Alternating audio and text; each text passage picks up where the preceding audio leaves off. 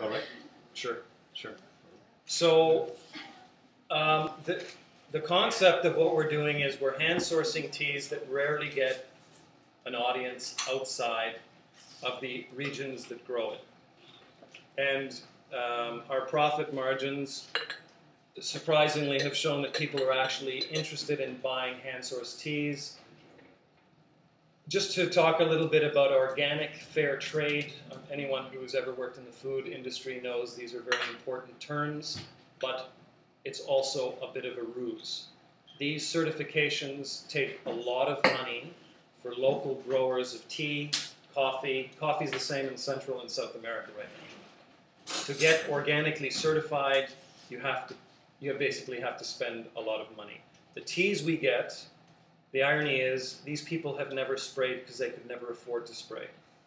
The irony is now their teas are coming onto the market and becoming something shishi, a little bit special, because of the fact that they were not able to access pesticides and they didn't have the funds to actually purchase. So the teas we're drinking are completely unsprayed, they're hand-picked, and generally the teas that we offer you, Jingmai included, are from bushes or tea trees. In southern Yunnan, this is the one region on earth besides Assam, which is the northeast of England, that actually has tea trees. They're not just these beautifully cultivated shrubs of Japan. These are fully grown, unpruned trees. The Jingmai that we're drinking tonight is fermented, and I'm going to get right into this caffeine issue because already someone asked me about the caffeinated question. There's a little tea irony in the fact that when it comes to tea, the darker teas actually have less caffeine than green, unfermented teas. So the fresher the tea, the shorter the time the process, the more fresh the tea is, the more stimulant compound. Most people think that the black tea is thicker, more robust. I'm feeling good. In fact, the caffeine levels are at a third or a quarter of what they are in a fresh green, even a white tea and a yellow tea. And it's not just caffeine being one sort of element in the chemistry. Caffeine comes with all of these different balls, all of these different compounds. In a green tea, you have almost 350 different stimulant compounds that work together. So it's not just caffeine. And just from the indigenous perspective, caffeine is not an ill, it's a fuel. They've always used it to stimulate the body. So the Jingmai we have that we're offering this month is a fermented varietal coming from tea bushes that are handpicked by the Hani people. And one of the things, my successful contribution to this, Aurélien was bang on with the subscription model. One thing that I wanted to encourage in the company was to bring the indigenous perspectives of tea back into the fore. Before we get all complicated with bubblegum flavored oolongs, chocolate flavored green teas, I won't mention any tea shops, maybe later. Those are not teas. They've been totally decimated, over-processed. You're losing most of the elements that are active in fresh tea, you lose when you add synthetic flavors. So the indigenous aspect of our tea is that with every tea we introduce who's picking it. In this case, it's the Hani minority, also known as the Aka in Thailand. They have a 2,000-year tea history. They've been producing tea and sending it into the Himalayas. The tea that we're drinking, the big leaf pu'ers. Pu'er just means it's a big leaf species grown and produced in Yunnan and sun and shade dried. All that, this tea, that's all that pu'er means. It's not some shishi term. It's actually named after a market town. But this is the tea that for centuries was going into Tibet. And still to this day, it's being used by the Tibetans to make their famed and very bowel-cleansing butter tea. And I'm not sure, I don't like doing these intros as to who I am. I like to shove it in at the end. I'm living in Yunnan, northwestern Yunnan. So the teas, the stories that we're sourcing are all very close to me. These are people I see 3-4 times a year. I live 500 kilometers away from where a lot of this tea is being grown and produced. So basically the Jing Mai that you're drinking tonight is this month's August offering. We offer a tea every month, and again, Aurélien was spot on with this. He said, well, let's offer a variety. Let's punch it out. Let's not offer the same stuff. And then I got myself into trouble by saying yes. So that means I'm sourcing new teas for the next 2 years of my life every month. He told me it was possible. So. Yes, and he holds me to my word. So the idea that we're basically offering this tea subscription. And again, we have to get people to trust us in order to subscribe. But what we've done is we've managed to do this all right. And our base is in little old Ottawa. And now we're selling to 7 countries. But this is a great way to talk about tea in an informal way, especially for us, because we're going to start playing around more with ideas for this local area. The irony is we've had to go abroad to come back, if that makes any sense. Next month's tea, I have to introduce it because apart from the tea, doing this tea love thing, I'm a North Face ambassador. The clothing, yes, it's that clothing company. People go, is it the clothing? Yes, it's that one. Anyways, on these journeys in the mountains, on these expeditions, I take tea because the Tibetans, the minorities, and a lot of the old Han Chinese traders will tell you tea is one of the great fuels and foods. Sorry. She gave you money to take that shot. You were, no? I grabbed I think it's a good one. It was, she said it's a group shot. You're not. No, she did a good one. Oh, that's right. Fais attention. No. Tea is one of the great stimulant fuels. So I've always taken it on my journey. And the irony is the North Face ambassadorship came because one of the guys I work for in North Face, who's this big corporate guy who looks like a hippie, is a tea junkie. So we started talking about tea. So now he's one of my biggest drinkers. The irony is now I'm going on an expedition with North Face, funding it and clothing it, and JalamTeas will be fueling it. And my trek partner is not a coffee drinker, thankfully, because in another incarnation in my life, I lead mountain journeys, and we have to have the Bialetti espresso makers at 6,000 meters for our shishi clients, which is fun.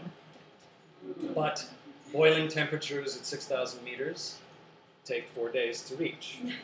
So anyway, so tea is going to be fueling this journey. And I guess the idea of Jalam, one of the principles, is to get back to the basics of what tea is. It's a fuel. It's not consumed as a flavored, desiccated leaf in the parts of China that I know. It's served raw, potent, and green. And from a chemistry point of view, there's a scientist who's talked about this. Tea doesn't actually taste of anything. Tea affects parts of the mouth which we, our flavor receptors, interpret. Tea is one of 3 or 4 different foods on the globe that does this. A couple of them are mushrooms.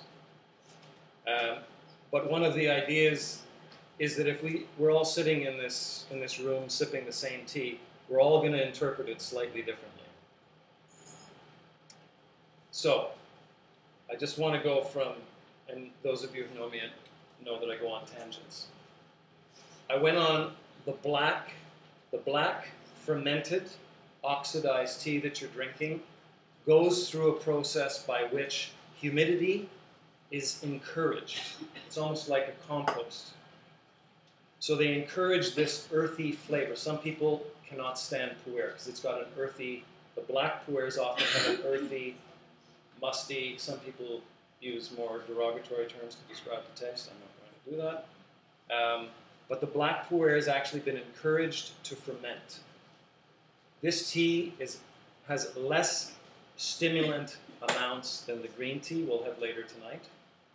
It's also very good as a digestif, and now science is catching up with this idea that the indigenous have always known, that in fact black pu'ers or aged pu'ers are good for cholesterol and blood pressure. So it's a little bit of a fun bit of irony that science is catching up with indigenous oral tradition. And this is going on not only in China, this is going on around the world. There's this awakening. Somehow we've gotten back onto that trend of, well, maybe they do know what they're talking about. So the black pu'er, less stimulant amounts. Yes, you'll feel happy afterwards. So don't, no emails afterwards saying, I was feeling a little bit too. So the fermented goes through a process which takes away a lot of the stimulant compounds. It also takes away the vital elements that make tea such a massive anti-carcinogenic. It's an antibacterial. Tea in its raw form is anti-inflammatory, antibacterial. So it's good for phlegm.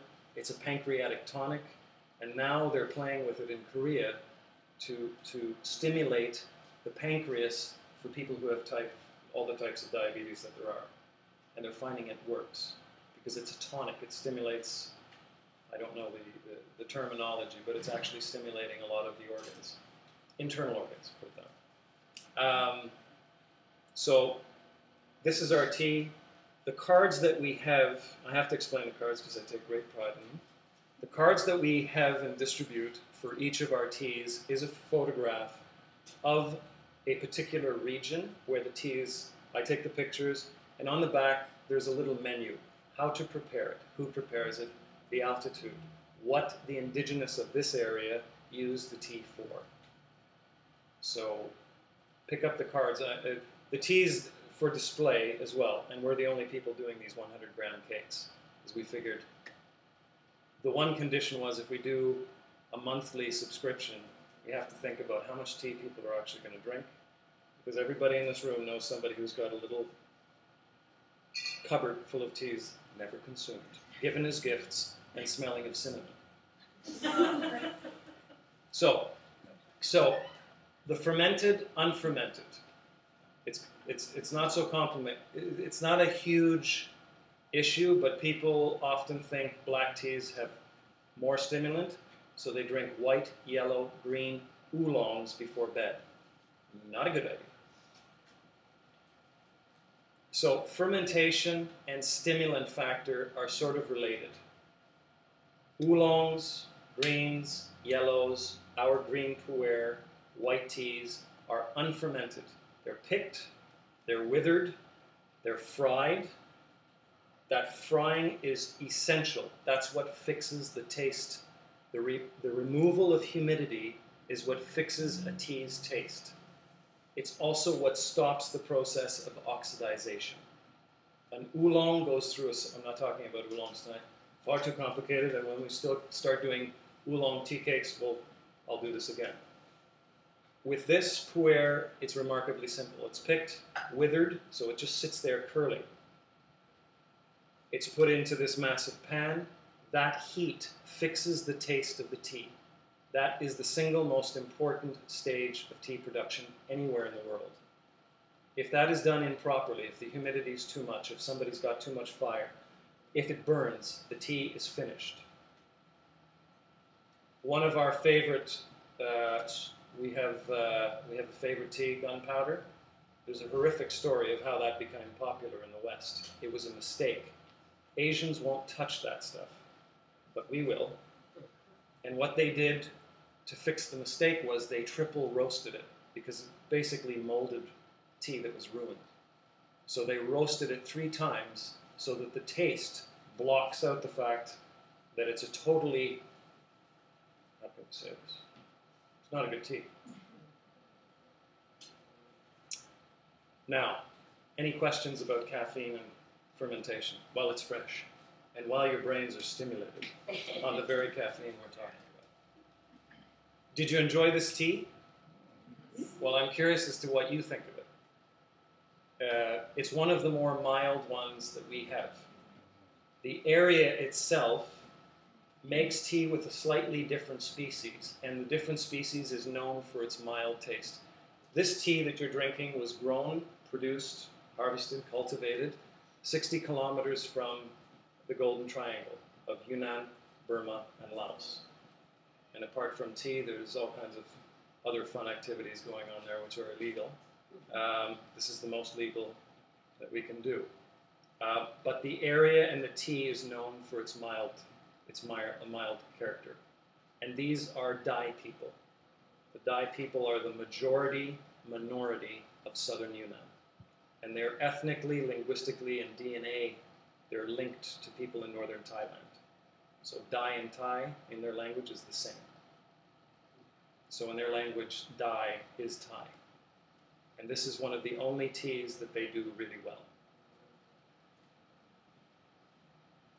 So what exactly is fermentation?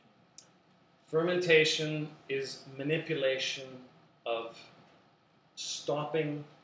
So as soon as you pick a tea leaf, as soon as you bruise a tea leaf, a form of plant oxidization starts to ruin, starts to compost the tea leaf. When you heat that tea leaf in the state, that process, the speed in which the fermenting leaf on its own goes into the fry pan and stops this oxidization, that is what they call fermentation. And it's a big topic. Oolongs are semi-fermented, so it goes through this complicated, it's kind of like the Italian chef syndrome. Every Italian chef will give you a recipe, and he'll leave out 2 crucial ingredients so that you never replicate what he's done. The tea masters are the same. Every tea master has a different way of, the timing is slightly different. Maybe they crumple the leaves to encourage oxidization before they fry it. But fermentation is all about controlling this oxidization process. The healthiest teas from Japan, from the region of Yunnan, they're healthy because those final stages are either very simple or extremely detailed. The Japanese are clinical. They're so precise, it's actually disgusting. That you're getting the same tea year after year. Pu'ers, you're going to get slightly, from the same tea garden, you'll get a tea year after year that's a little bit different. But that's what I like. It's like a slightly different variation on the same good stuff. Like a vintage, yes. How many times can you brew this one? So, we have instructions on the website in the card, but this is a question we still get, even from subscribers. 6 to 8 grams, and I cannot show you a palm of my hand, but 6 to 8 grams will give you 10, 12, sometimes more infusions. Of 1 cup? Of 1 cup. So, we're using a big pot for, basically because we're lazy, and the group here tonight grew from 6 to however many in a hurry, so we had to upgrade. But basically, a really simple way to make tea, and what they do in Asia, certainly where I am, they just take a water glass, measure out roughly what they think they know, and you will know after a few times. They roughly measure 6, 8, I do 10 because I have some problems. But basically, if you're making a water glass, just continue to reinfuse as it gets down to halfway. And we really encourage people to play with the amounts used. 6 to 8 grams. If we were to do a Japanese, Chinese tea ceremony, we're not. Let me show you something. We have pots, by the way. Yeah, I have another problem, which is teapot collecting, which is not, this is my pension. So, as an example, that's a pretty standard size for a teapot. So you have 3 people. You infuse it, you do your first rinse, fully boiled water with all pu'ers, and then you can continue to reinfuse, leaving it in for 15 seconds. A lot of people say 3 minutes, depending on what you want out of your tea. But generally 3 minutes, that's for people who know they like a strong tea, or people who don't have a clue what they're doing. 15 to 30 seconds, boiled water, you can infuse. You add 5, 10 seconds, and there's no hard and fast rules with tea. A man that buys $400,000 worth of tea every year from Hong Kong gave me the best advice I'd ever heard. Forget the laws. Let this and a little bit of reading be your guides. You have to find out what works for your palate. Green teas are sometimes hard on the stomach or on the digestive systems. But 15 to 30 seconds per infusion, fully boiled water, and increase from there. And you should be able to get 12, 13 infusions. It's very economical. This is the thing about tea. A bottle of wine, $80. For $80, you can get an amazing kilo of tea that will last you half a year. In my case, a week. But The way it is. sorry? Tell you should give up wine. No, I'm not saying give up wine. 'Cause I haven't. No. Yes. I see the teapot size, and basically it's quite small compared to North American standards. Yes. What's the typical amount of tea that people would ingest per day? I see the teapot. So this is part of teapots, and I mean, there's a whole. We can go on about this later on. Generally speaking, most teapots are 250 milliliter size. They don't do this all day, except if they're in a tea shop. Usually you'll find them, it's quite informal. A lot of times you'll see construction workers in China with mason jars with tea leaves on the bottom. Absolutely, potent yellow color, and they're sipping. And they're just reinfusing and adding leaves, adding water. To give you an idea, I ask a lot of the old people, and I take down notes because I'm fascinated. A lot of them are drinking between 1 liter to 2 liters of tea a day. The new generation, ironically, is going to coffee. While we go to tea, they go to coffee. Shanghai, Beijing, Xiamen, Shenzhen, these big city centers, the young people are going to coffee, which is good for my buying. Any other questions about caffeine? The subscription questions, Aurélien, he's the mastermind behind that, and I am quite proud to say I know very little of what he's doing. He just does it. So if there's questions about the subscription model, if there's questions about the tea itself, where it comes from, and it doesn't stop here. I'm going to make another tea. We'll continue the informality of the evening. These? Okay. The iron? Yes. Ah, it's a good question. Does it diminish the Yes. iron absorption? So there was a question about iron absorption. There is a condition in many parts of China, sort of a pernicious anemia that's developed. It does leach the body of iron, calcium, and electrolytes, so potassium. But it depends when you drink it.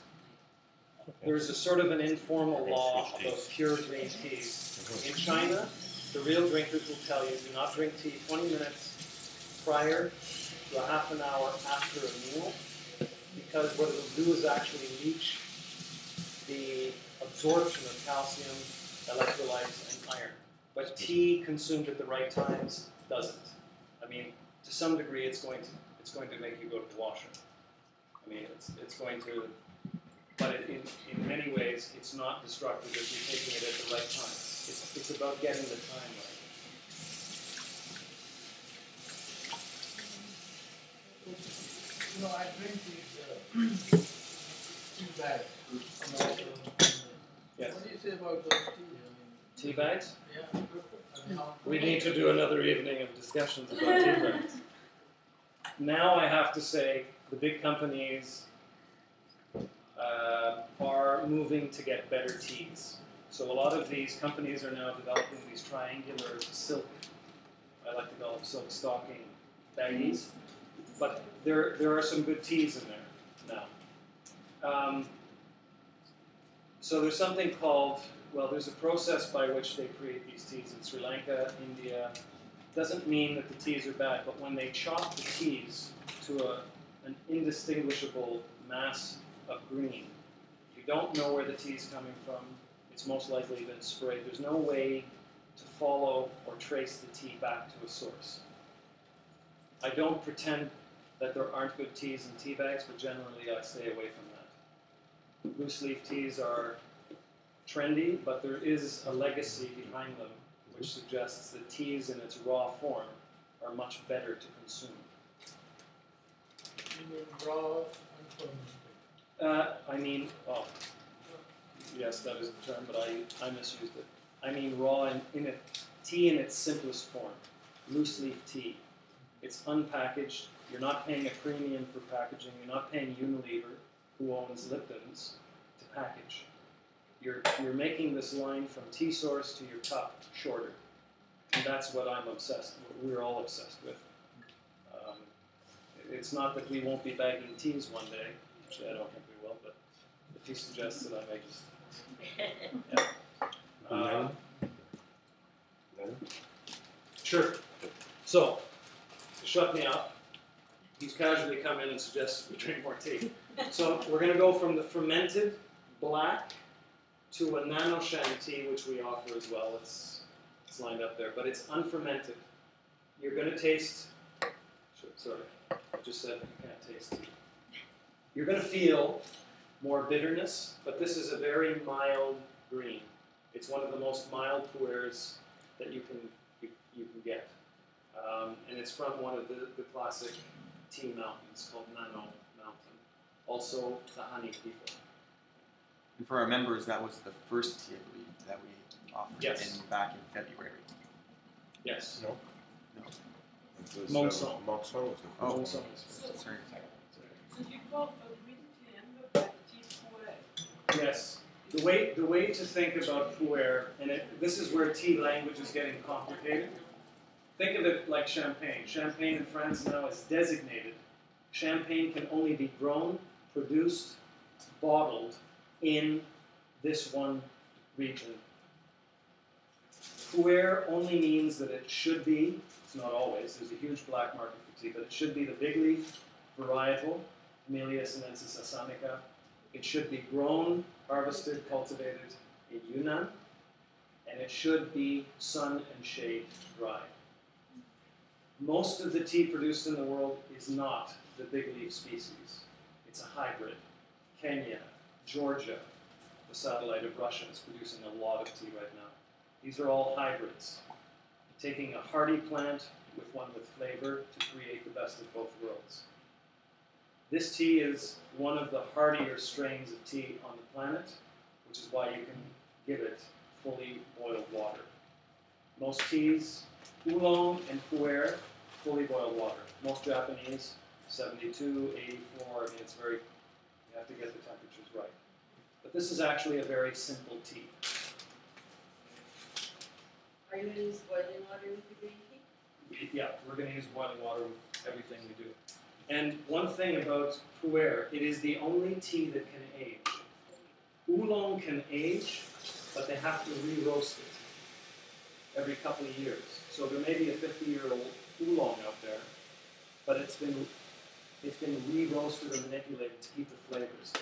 Pu'er actually goes from green in a 10-year period, and if it's aged naturally, it will become a black tea. The tea that you're drinking that's black is not. It's artificially aged with in a natural environment. It's just been humidity and bacteria. The same bacteria that gives you blue cheese. You know, they use the copper wires, but there's actually a base root of penicillin used in many black fermented teas. So some people with an allergy, do you have one? No. This one does. Drink the green one. This one doesn't have that bacteria added. The pu'ers that we source are generally just, they're given a turbocharged humidity, they're shoveled, turned over. Alan is going to serve the tea. Is it strong enough? I'll let you judge here. Okay. Want to taste it? Sure. So I'm going to use this time to just introduce, sorry, no, question. Is it true that white, green is actually something that's Yes. So, yeah, no, it's a good. Any tea, this color designation of tea has more to do with what's gone on post-production. So yes, a white, a black, a red can be from the same tea leaf. It's all, the fermentation actually designates what color a tea is.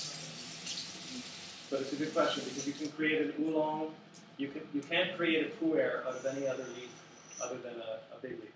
But yes, you can create a white, a red, a blue oolong, a green out of one tea plant. Yes? And what's a red fermentation? Red fermentation is what they call 100% fermented. It's a process by which all of these oxidization elements are completely stopped immediately, but in a very general way. There isn't flame so much. They just... So they don't compress it, it's just usually liquid? The compression, you can compress any tea. But generally red tea is more like what we are used to. The black tea, red tea thing that we know in the West. So there's a teapot, there's some teapots over here. I'm not even sure this is important tonight to talk, but just to introduce, this is more the aesthetic of tea. It goes against what I'm obsessed with the indigenous aspect, but I have a thing for teapots. Teapots are generally used only with oolongs and black pu'ers. And the teapots are made out of a particular metallic clay from one part of China.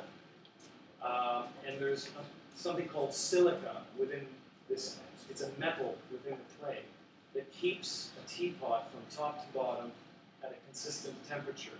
It's also porous, so that one tea will be used for one pot only. These pores absorb the flavonoids and the oils of a particular tea, and you can't mix and match your pot with a different tea. It sounds pretentious, but it's not. If you go to Asia, what they do in Asian tea shops, you'll see old men who've tied ribbons around their pot. When they leave for a week, that pot is wrapped in the ribbon and no one touches it. And that pot, one gentleman may have 3 or 4 pots in one tea shop. Each pot has a designated tea, and only that tea will ever be served in it. It's neurotic and it's beautiful. That tells you a lot about myself. So you're welcome to pick them up. Mobilier says, please don't touch. You're allowed to touch. I will say, please don't drop. But I do know the bad stuff. no, that's not made. No, I'm the bad one.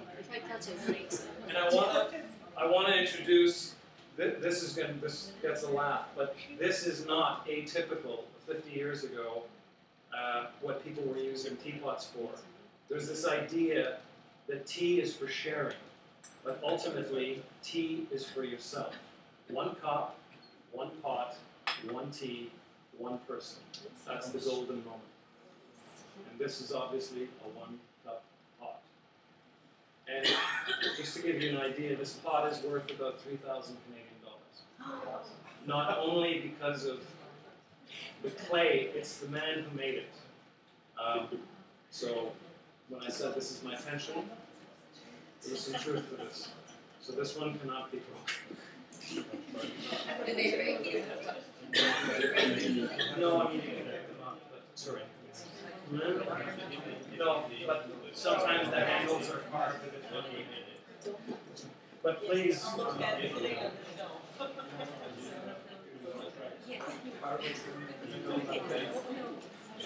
So maybe what we'll do is we'll do the and hello.